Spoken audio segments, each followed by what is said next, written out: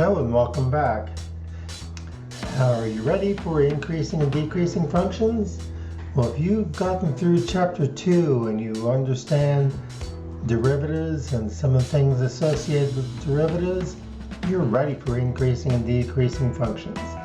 In fact, in comparison, this is going to be child's play. Trust me on this one. So let's get rolling. So what are we going to do in this section? We're going to check for increasing and decreasing. We're going to find critical numbers. Those are important because those will outline where the open intervals are where the function is increasing or decreasing. And then we'll do some real life problems. Pretty simple in comparison.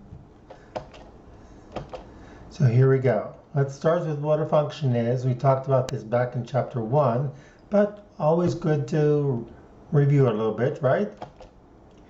A function is increasing when a graph moves up as it moves to the right. Now, this is very simple. Don't make it hard.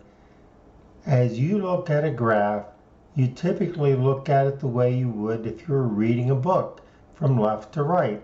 Well, as you're reading the graph from left to right, is the function going up or is it going down? That's all there is to it. Decreasing if the graph is moving down as you're, quote, reading it, unquote. Here's the definition. And in case this looks intimidating, let me translate a little bit and get you on the right track. All this says is that the second x coordinate is bigger than the first x coordinate. That means in going from point 1 over to point 2 that you're going from left to right. That's all it says. Now, it says that when you're going from point 1 to point 2, ignore this, that the y values are getting bigger.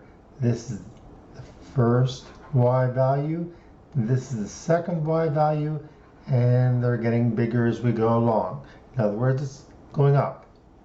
This one says the same thing about the x's. You're going from left to right. And this says that going from the first y value to the second y value, you're going down. That's all it says. So let's take a look at a picture. Here's a graph of some sort. It's a function. And by the way, you can tell it's a function because if you perform the vertical line test, you never have a vertical line that crosses the graph more than twice at a time. So it's a function. Second of all, it's decreasing on the interval from negative infinity up to x equals a. This is x equals a. This is x equals b. So it's decreasing. It's going down until it gets to x equals b. It's increasing, going up this way from a or from b onward. That's all it is. This is just interval notation. This means that you're going from negative infinity up to a, including a, because you've got this bracket, and down here you're including b, going up to positive infinity. Infinities always have a parentheses. That means there's no end point to it. No end point included. And the a here with the bracket and the b here with the bracket means we're including those particular numbers. We can use the derivative. That's not a surprise, right? We can use that to decide whether the function is increasing or decreasing in a certain area or in a certain interval, we'll say. So if you're going from a to b, those are x values. A coming first, b coming second. If the derivative is positive, inside that interval, if the derivative is positive in there, then the function's increasing. If the derivative is negative, that means the function is decreasing. Positive increasing, negative decreasing. Very simple. And what about the other case? Excuse me. If the derivative is 0, well, if you think about what the derivative means, it means sort of slope. For example, if the slope is 0, that means all the y values are the same in that interval. So f is a constant. It's not increasing or decreasing on that interval. Next, let's take a look at a particular function. The standard quadratic function is a good one to use as an example. And we're going to look at two intervals, negative infinity to 0 and 0 to positive infinity.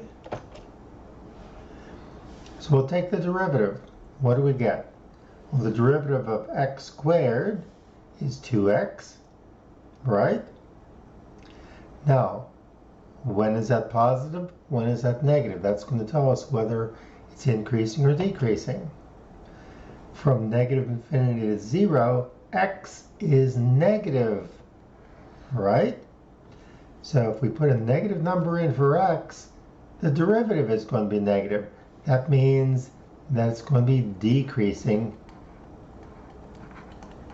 on that interval.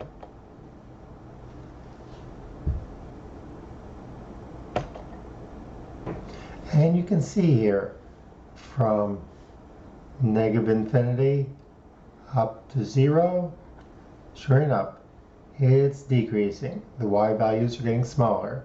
And on the other side, 2x, because x is positive over here, that means 2x is going to be positive, and of course, the function is increasing as we go from left to right in this interval.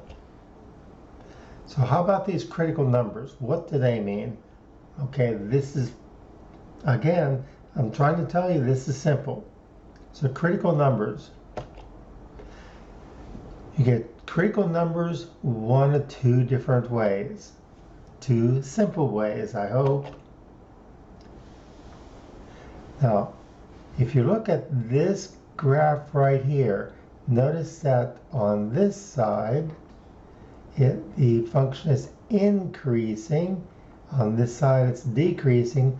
To get from going up to going down, it has to level off somewhere. And where it levels off is where the derivative is 0. Another possibility over here is this one's decreasing at the beginning, increasing later. In between, the derivative actually is undefined. Over here, it is 0. For either of those cases,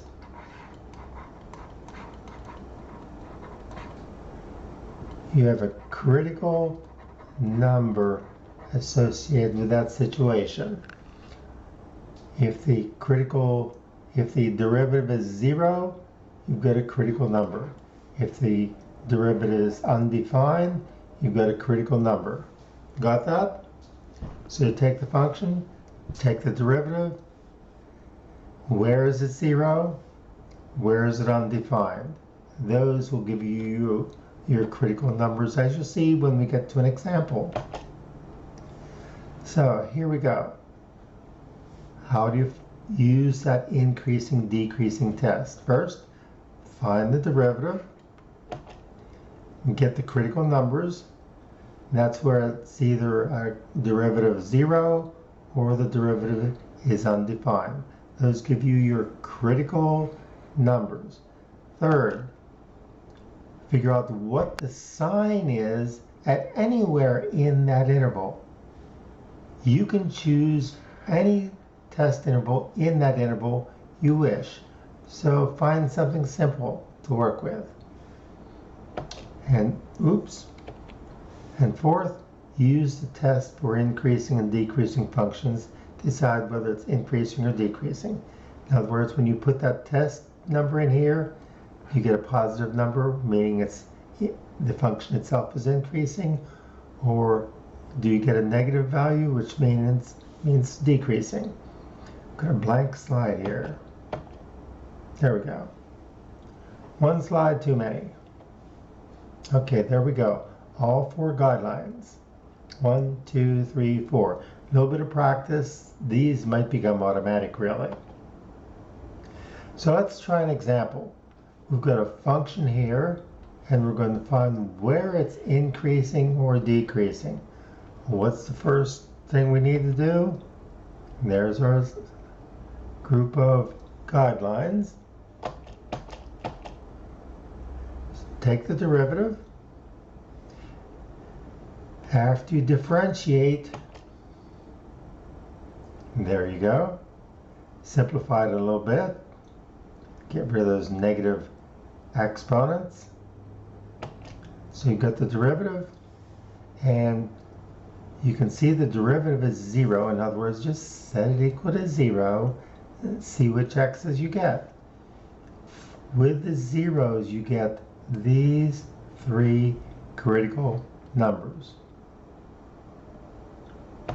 What else?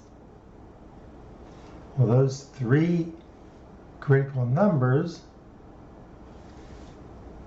this is a 0, and the 2 and negative 2 come from this section right here, which gives you an undefined derivative, which also gives you a critical number. With those 3 numbers, that splits the number line into 4 areas. Negative infinity to negative 2, negative 2 to 0, 0 to 2, and 2 to positive infinity. 4 intervals. Now, all you're going to do is you're going to pick a number in that interval. So don't look at all 4 at one time. Look at each interval separately. So pick any number you like in that interval. Forget about the rest. Put that into your first derivative and see if you get a positive or negative answer, period. If it's positive, it's increasing. Negative, it's decreasing over the whole interval. So when you get that, then you move on to the second interval. Pick something inside that interval, maybe a -1, for example. That might be a good choice.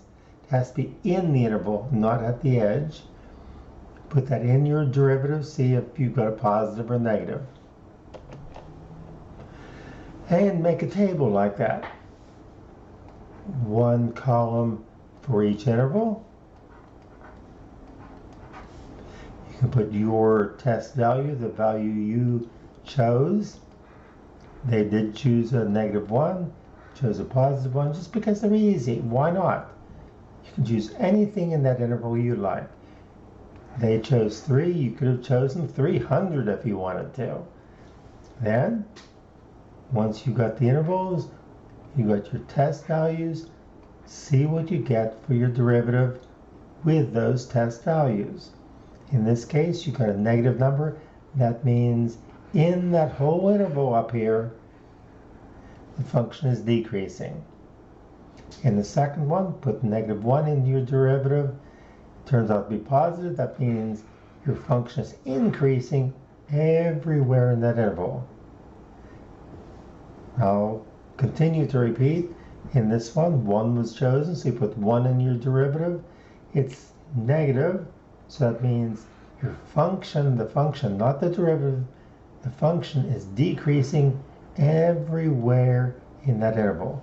And last of all, if you chose a 3 or a 5 or a 16, it doesn't matter, you'll get a positive answer. That means your function itself is increasing everywhere in that interval. Got it? Okay. Watch this again if you need to until you get it down. It's pretty easy once you get the hang of it. So here we've got our function, and we can see what it looks like. It is a little bit weird, but a good example nonetheless. In that first interval, up to -2, it was decreasing. You can see that. In the next interval, it was increasing. You can see that again. And over here, it's decreasing in that interval and increasing from then on. However, just one caveat, the converse isn't true. It could be increasing even though the derivative is not positive on every point in the interval. What do I mean? Take a look at this one. This one, even though you get some critical numbers, that doesn't mean they're changing from increasing to decreasing and so on. Take the derivative. That's good practice, actually. There's your derivative, and sometimes it's handy to have it factored like that. Not necessary.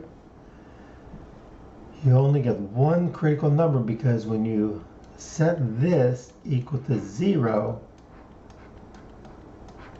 x equals 1 is the only one you get. Now, does that mean it's increasing on one side, decreasing on the other, or vice versa? Well, you've got two test intervals. You can check them out. But here's your graph. And oddly enough, perhaps, the function is actually increasing everywhere.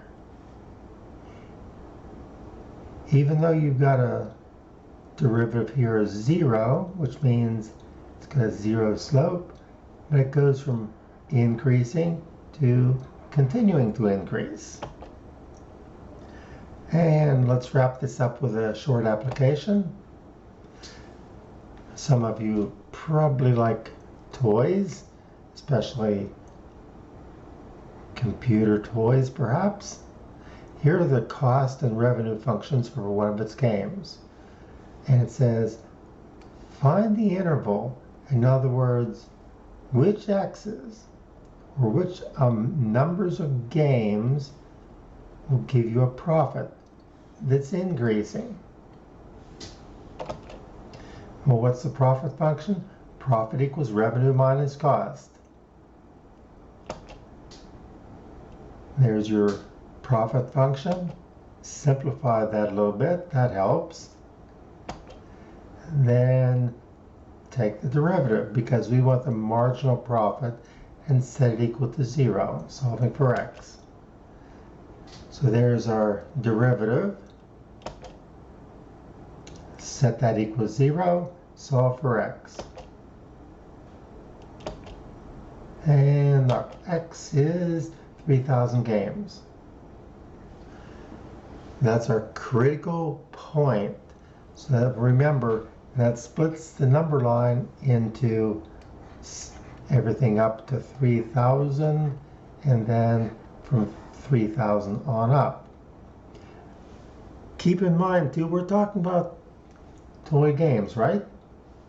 So can you have anything that's less than 0? How can you have a -3 toy games? So actually this goes from 0 up to 3,000 and 3,000 and above. We'll say infinity, although that might be a little bit unrealistic.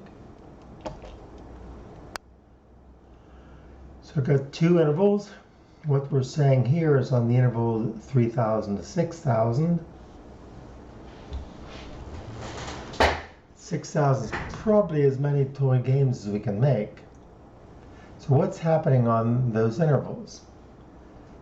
The derivative is negative, profit will be decreasing. Profit is increasing where the derivative is positive. I guess I have those backwards, but it doesn't matter really. Here's a picture of what's going on. This might be pretty handy. Now we've got the cost function here, the blue one. We've got the revenue function here. Remember what those mean. The cost is what's coming out of your pocket. The revenue is what's coming in. The profit is what's left over, what you're going to be able to use to put in your savings account or to spend on something. This part right here. Notice that the profit increases until you get to this point, 3,000 toy games. After that, the profit starts decreasing. It doesn't mean you don't have a profit, it just means the profit isn't as much once you go past selling 3,000 games. Well, that's it for section 3.1. How about that? Wasn't too bad, was it? So take a look at that and see what you can do with some of the exercises, and I'll see you next time when we're going to talk a little bit more about what we can do with derivatives and functions. Until then, you take care of yourself, and I'll see you soon.